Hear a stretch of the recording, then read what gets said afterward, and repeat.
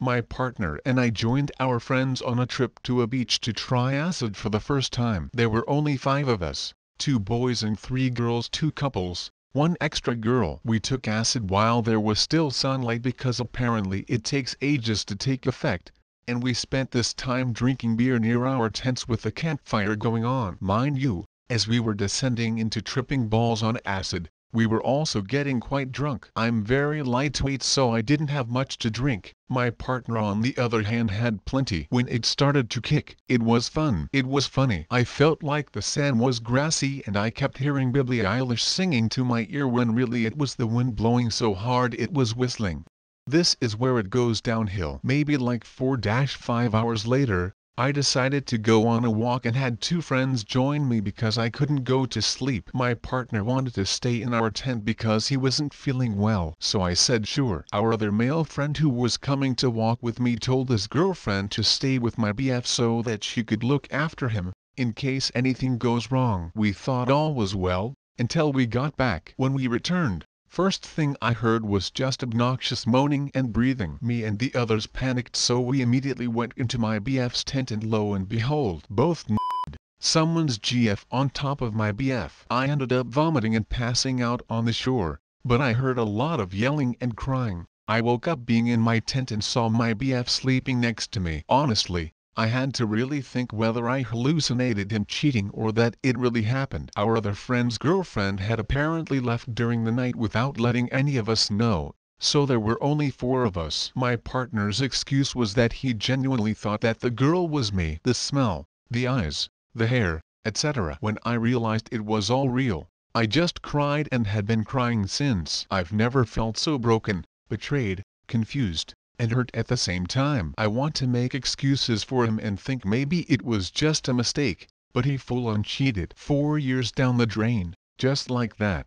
I'd been staying at my sister's since we got back, but he hasn't stopped texting, calling me to apologize and say that he's disgusted of himself and that he genuinely thought it was me. I haven't spoken to him since, but I'm so tempted to. I miss him, but I'm just so hurt. I'm so confused. Should I break up with him for it? Edit. He'd been planning to propose to me for a month. He apparently made a custom order for an engagement ring to suit what I specifically liked. Told him that he can forget about proposing, as he'd f***ed up big time. For context, the night it happened he said that it was so dark in the tent he could barely see anything and that the only light source was the campfire behind the tent. He wasn't wrong in that part, but surely you could feel and hear the difference. The girl had a deeper voice than I did and smelled entirely different from me. We have different perfumes, and she was blonde. I dyed my hair straight ginger. Dropping the proposal bomb on me just left me all the more confused and torn. How am I supposed to break up with him when he had been planning this all along?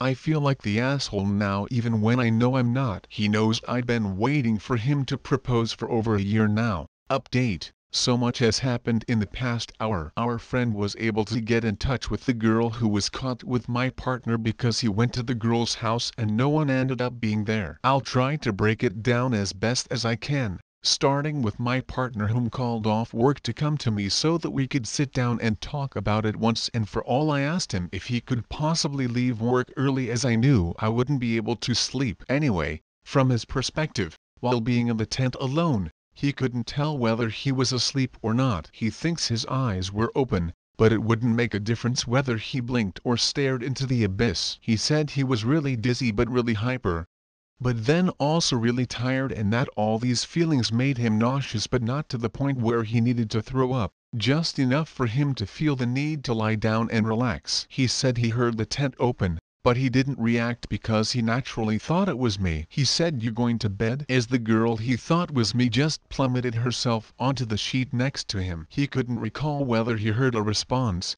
but he said he felt a kiss on his arm. He went in to spoon her and say goodnight, until he felt a kiss on his lips. He kissed back, and it progressed from there. He said he consented with his body as he thought it was me, but not because he was hallucinating, but because he couldn't see anything. He had his eyes closed most of the time because he couldn't see anyways, apparently. Then they got it, and she straddled him. They didn't have intercourse, but instead were dry humping naked. He said he couldn't even feel anything, as if no one was on top of him. Then the tents were ripped open and he thought it was just her closing it behind her, but it was us. Then he saw us and got really confused. This was when he thought that maybe he was hallucinating, hence the no reaction. He thought that there was no way he could see me outside the tent when I was straddling him naked. Then the guy started yelling, the girl got off him, and he went out of the tent. He said he forgot he was naked and got so confused as to what was happening. Then he saw me vomit, and then pass out. The whole time our guy friend was yelling at him. He carried me back into the tent and stared at me for a good minute. He looked at our friend yelling and asked if this was real. Then he realized it was. That's when he started getting agitated, stressed, and started crying because he realized he just cheated on me. Then the girl disappeared and they didn't notice until the guy stopped yelling to ask the girl what she was doing being on top of him. He told me that the girl never spoke, only moaned. He thought it was me as we had a similar hair length and was confusing her eyes for mine whenever he caught a glimpse of light on her. I gave him a hug when he finished explaining. We were both crying at this point. Still are. I asked him if he needs help reporting this girl to the police, and he said no. He said that he thinks she confused him for her partner too, and I said there's absolutely no way that happened when she could see her boyfriend across the shore walking with me. He said that he didn't feel assaulted because he was reacting to it with the same energy, but that it was definitely weird finding out it wasn't me in the end. Still, I urged him to think about it carefully but offered my support because I know how disgusting and weird it is to even think that we'd get raped by the same people we trusted, but that it needs to be addressed.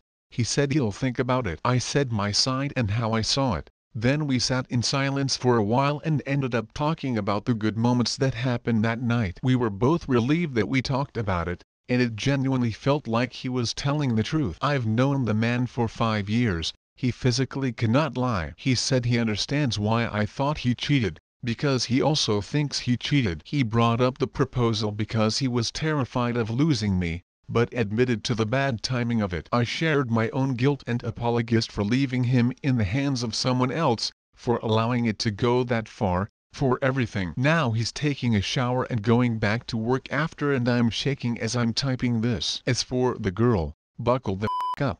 We finally heard from her from our guy friend, and apparently she'd been MIA because she was in the hospital. She got her phone taken away by her mom. Our friend went to the girl's house because he was sick of waiting for a response and no one ended up being home. He then got the mom's number from a neighbor they were close with and called her, and then was able to speak to the girl. Weird if you ask me. Her own mom told our friend she was home safe, but she'd been in the hospital this whole time. She said she left because of how disgusted she felt when she realized what she'd done. She said she just wanted to lie down but confused our tent to be theirs. They were all the same color. When she heard my partner say "You going to bed?" she said that she thought he said no and immediately heard her boyfriend's voice instead of mine, as in, confused my BF's voice to be her BF's voice. So she initiated small kisses, and when he reciprocated, she was reassured that it was, indeed, her boyfriend. Completely forgotten about the fact that he was 20 footsteps away from her. Completely forgotten that she was asked to watch my partner in case anything happens. And so, when she realized what she had done, she left without saying anything and took an Uber home. Then jumped out of the moving car because she thought the car wasn't moving and that the car wasn't moving because she was home. Ended up fracturing her arm, staying longer in the hospital for suicidal ideation and getting infections, and I think she's being fined for endangering herself and others for being high on acid. She did end up saying that she accepts whatever happens to her, whether we report what happened or beat her up, etc. Our friend said she sounded very remorseful and worried for all of us, especially my partner and I. She said herself that she thinks she raped him because she was the one who had initiated it. We're waiting to hear more from him about her, and he's now on his way to visit her. A lot about it is still very unclear to us and doesn't add up.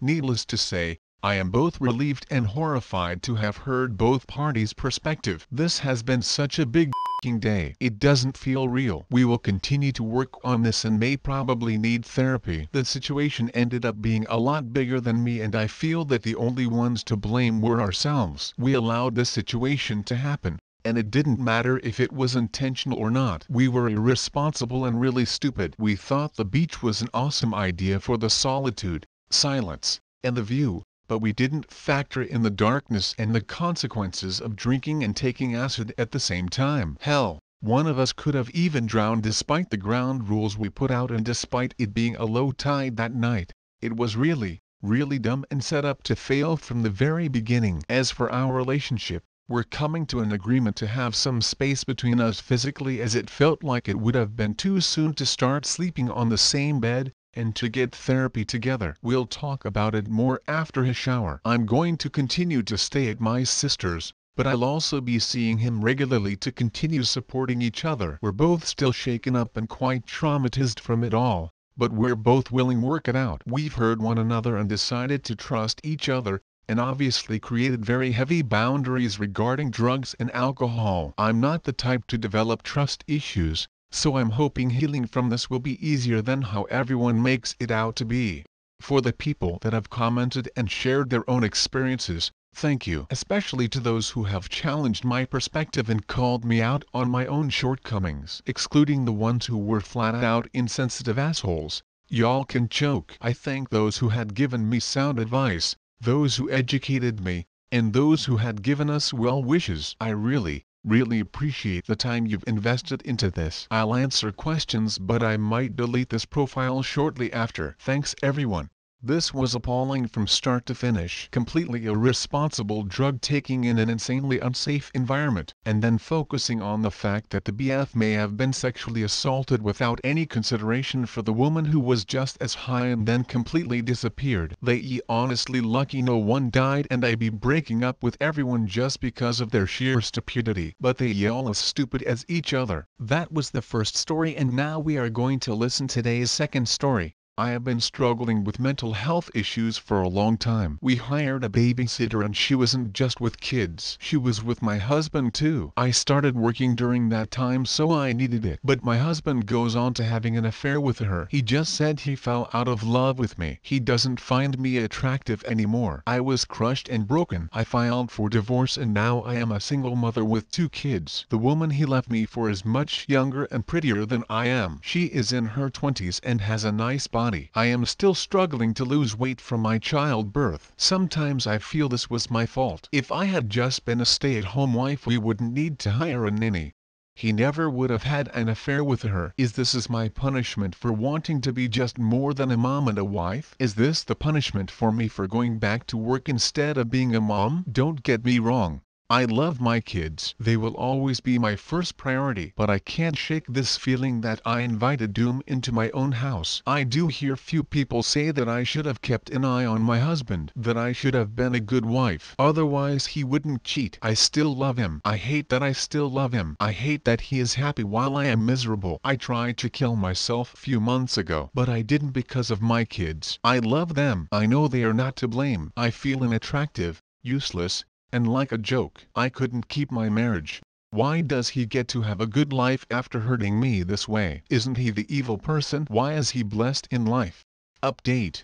Hello people. I know this post doesn't need a special update, but I wanted to thank all of you. Your words have kept me going for 3 months. Some even gave me good advice, and I can see the drastic changes in my life. The first thing I did was change my therapist. I have researched and came to realize he wasn't good. He wouldn't really help me with triggers and such, and would just nod. I was wasting money on him. It took me a month, but I found a good one. She helped me process through my insecurities very well. I don't mean to sound sexist, but I think a female therapist is better for me because she can relate to things a man cannot. No shade to male therapists. I am sure there are many good ones, but my options are limited.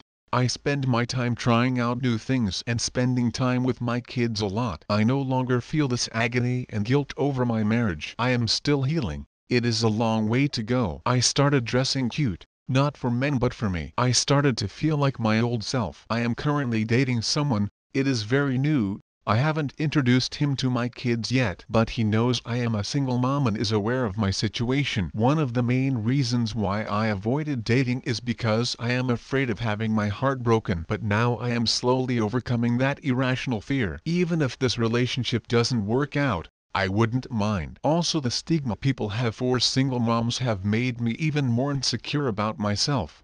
I should have been a good wife. Otherwise he wouldn't have cheated. That's so sad. OOP needed hugs. I'm glad she got the help and encouragement she needed to stop blaming herself for her husband's cheating. It's nice to see a positive impact from posting and getting advice. Thanks for listening everyone. If you enjoyed today's story, make sure to give this video a thumbs up and subscribe to Red Relationships to never miss a future upload.